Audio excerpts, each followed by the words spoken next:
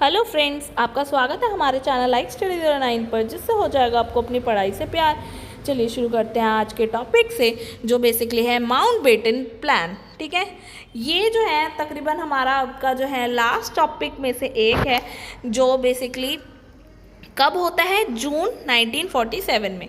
हम बात करते हैं 20 फरवरी 1946 की, जब जो है एंटले की जो है डिक्लेरेशन आई थी, जिसमें क्लियर बोल दिया गया था कि पावर जो है ट्रांसफ़र कर दी जाएगी 1948 तक। ठीक है, तो जिसमें जो है ये भी क्लियर कर दिया गया था, वेविल को रिप्लेस कर दिया जाएगा वाइसराय, किस वाइसराय में, लॉर्ड माउंटबेटन पे। ठीक है, तो लॉर्ड माउंटबेटन जो है नए वाइसराय बना दिए गए थे इस घोषणा के तहत। और ओवरऑल जो है ये जो थे ना जो है लॉर्ड माउंटबेटन, ये 34वें जो है और कह लो अंतिम ब्रिटिश वाइसराय थे, जो बेसिकली कब तक रहने थे, 30 जून 1948 तक रहने थे, जब तक जो है ये शासन समाप्त होना था। ठीक है, जिसमें अब हम बात करते हैं कि ये जब आए ना, ये 22 मार्च 1947 में जो है ये भारत आए, और एक बुक थी, ठीक है,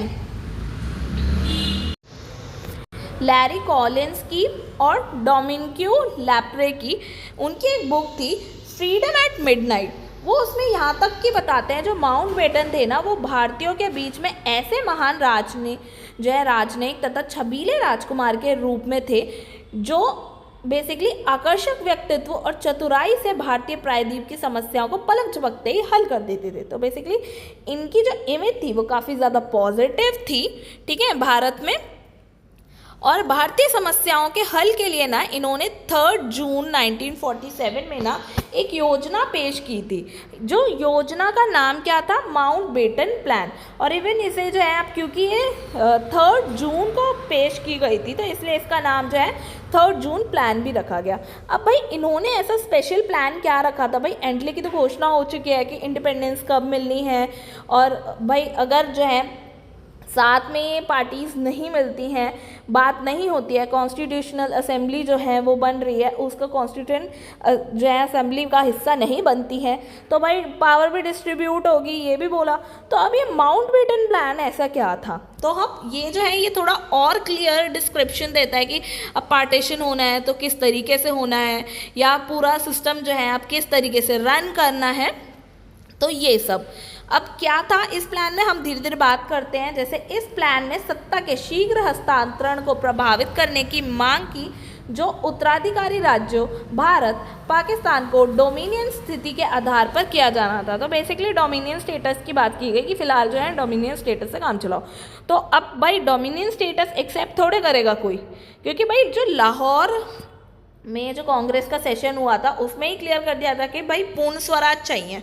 अब पूर्ण स्वराज पे कांग्रेस कैसे राजी हुई, पर ओवरऑल होता क्या है भाई, कांग्रेस जो है भाई कुछ समय के लिए मान लेती है, डोमिनियन स्टेटस को स्वीकार कर लेती है, और यूँ सोचती है कि भाई शांतिपूर्वक तरीके से भाई सत्ता को जो है ट्रांसफ़र होने दो, ज़्यादा जो है ये ड्रामेबाजी ना ही हो, ताकि भाई, क्योंकि फिर दिक्कत होगी, फिर ये सारे प्लान कैंसिल हो जाएंगे, फिर जो है कब इंडिपेंडेंस मिलेगी। इस वजह से जो है वो शांत हो गए, और उन्होंने जो है कांग्रेस के लिए ये महत्वपूर्ण था कि भाई किसी भी तरीके से जांच करने के लिए सत्ता में तो आए, एक बार ही सत्ता में तो आए, तो इसीलिए जो है वो मान गए।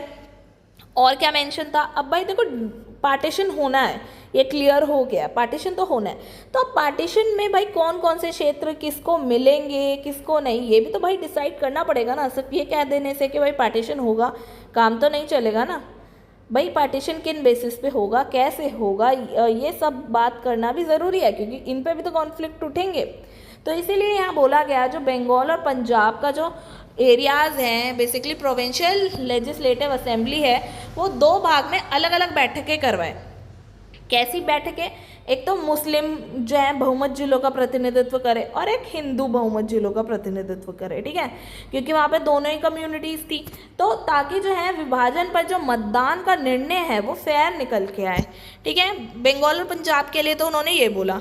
अब वहीं अगर बात करें हम सिंध और बलूचिस्तान की, तो वहाँ की जो प्रोविंशियल असेंबलीज थी, उनको ये बोला कि ये मामलों का फैसला आप ले लीजिए, क्योंकि भाई वहाँ पे जो है मेजॉरिटीज़ थी। अब वहीं अगर हम बात करें नॉर्थ वेस्टर्न फ्रंटियर प्रोविंसेस की, तो उस मामले में जो है निर्णय किसको दिया गया, जनमत संग्रह के आधार पे कि भाई वहाँ की जो है पॉपुलेशन से आप क्लियर करो तो फिर फाइनल बताओ। ऐसे ही जो है असम का क्या बोला गया, असम के जो मुस्लिम बहुल थे जहाँ पे जो है सिलहट में, उस क्षेत्र में भी यहाँ तक कि है जल संग्रह का आयोजन कराया गया। ठीक है, तो ये तो सारे मेन एरियाज हो गए जहाँ पे क्लियर करवा लिया गया। ठीक है, वहाँ की जनता से। इवन रियासतों का भी ये क्लियर कर दिया गया कि भाई वो भारत में जाए या पाकिस्तान में जाए, ये भी उनकी मर्जी। और अगर वो किसी में भी ना जाना चाहे, वो संप्रभुता अपनी चाहे, वो भी उनकी मर्जी। तो वो टोटली भाई रियासतों पे डाल दिया। इसीलिए उसमें जो है ये नहीं पूछा कि भाई आप भारत में जाओगे पाकिस्तान में जाओगे, कुछ नहीं, भाई वो उनकी मर्जी। इसी वजह से जो है कांग्रेस ने जब इस योजना को स्वीकार कर लिया तो खान अब्दुल गफ्फार खान जो थे, जो बेसिकली सीमांत गांधी कहे जाते थे, उन्होंने कांग्रेस को जो है विश्वासघाती कहा। इवन ये तक बोला कांग्रेस ने तो भेड़ियों के सामने फेंक दिया उन्हें। और उन्होंने जो है जनमत संग्रह को खारिज किया, लेकिन जो है मतदान कहाँ गया, वो पाकिस्तान के पक्ष में चला गया। ठीक है, और क्या है बात, जो इस योजना के तहत जो है विभाजन की स्थिति में जो है वायसराय ने मुस्लिम और गैर मुस्लिम बहुल क्षेत्र में, जहाँ पे भाई दोनों ही हैं, तो वहाँ के प्रांतों की सीमाओं का वितरण करने के लिए एक बाउंड्री कमीशन तैयार की। क्योंकि भाई बाउंड्री तो बनानी पड़ेगी ना, जब दो कंट्रीज बन रही हैं तो बाउंड्री तो तय करनी पड़ेगी। तो इसीलिए जो है पंजाब और बंगाल में नए हिस्से की सीमाओं का सीमांकन करने के लिए जो है सर सिरिल रेडक्लिफ जो है उनकी अध्यक्षता में जो है ये बाउंड्री कमीशन को रेडी किया गया। ठीक है, तो ये जो है लॉर्ड माउंटबेटन प्लान जो है ये उनकी प्रेस जो है कॉन्फ्रेंस में सामने उन्होंने यहाँ तक ये भी घोषणा कर दी। जो इस प्लान की एक और इम्पॉर्टेंट चीज़ है, जैसे एंटले घोषणा थी ना, उसमें भाई क्लियर बोल दिया गया 1948 तक जो है इंडिपेंडेंस मिल जाएगी। इसी तरह यहाँ भी क्लियर कर दिया गया कि जो 15 अगस्त है 1947 उसमें भी जो है भारत को हमेशा के लिए छोड़ दिया जाएगा, बेसिकली इंडिपेंडेंस जो है मिल जाएगी। अब पॉइंट उठता है कि भाई जहाँ एंटले ने बोला था 30 जून 1948 में जो है छोड़ेंगे, ठीक है, आज़ादी तब मिलेगी, पर फिर ये डेट जो है प्रीपोन क्यों की गई, प्रीपोन करने के पीछे भी कुछ कारण होंगे, तो हम उस पर बात करें तो पहला तो एक कारण था कि भाई हमने देखा जो है कम्युनल रिवॉर्ड्स हो रहे थे, सांप्रदायिक स्थिति जो थी वो बिल्कुल ख़राब चल रही थी, डायरेक्ट एक्शन डे के थ्रू हमने देखा, और ये जो झगड़े थे ये बहुत ज़्यादा बढ़ रहे थे। तो ये जो है इस चीज़ की जिम्मेदारी नहीं लेना चाहते थे, ऑब्वियस सी बात है वो नहीं लेना चाहेंगे, तो वो इसकी जिम्मेदारी से बचना चाहते थे। वर्ल्ड वाइड वो इस चीज़ के लिए बदनाम नहीं होना चाहते थे, एक रीज़न ये था, इसलिए वो जल्दी से जल्दी जो है हाथ छुड़ाना चाहते थे। और एक जो सबसे बड़ा कारण था कि भाई डोमिनियन स्टेटस यहाँ दिया गया, उसकी बात की गई, तो उनको ये था कि भाई कांग्रेस जो है ना इस समझौते को जो है तोड़ ना दे, फिर से ये चीज़ें एक्सटेंड हो। इसी वजह से जो है इसकी डेट को जो है एकदम पास लाया गया, ताकि जो है वो भी सिक्योर फील करे कि ठीक है डोमिनियन स्टेटस को एक्सेप्ट कर लेते हैं कुछ समय के लिए, फिर बाद में तो सत्ता मिलनी ही है। तो इसीलिए जो है डेट को प्रीपोन किया गया। हमने ये भी रीज़न देख लिया कि भाई डेट को क्यों प्रीपोन किया गया। तो ओवरऑल उनके प्लान में सब मेंशन हुआ।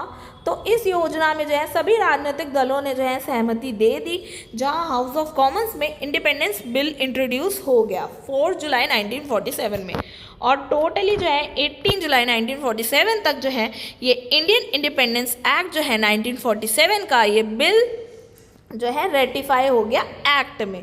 क्योंकि इस समय तक जो है हम बात करते हैं ये बिल है, बिल पे भी रेटिफाई होना ज़रूरी है, तभी जाके वो एक्ट बनेगा, और एक्ट जो है वो 18 जुलाई तक बन गया।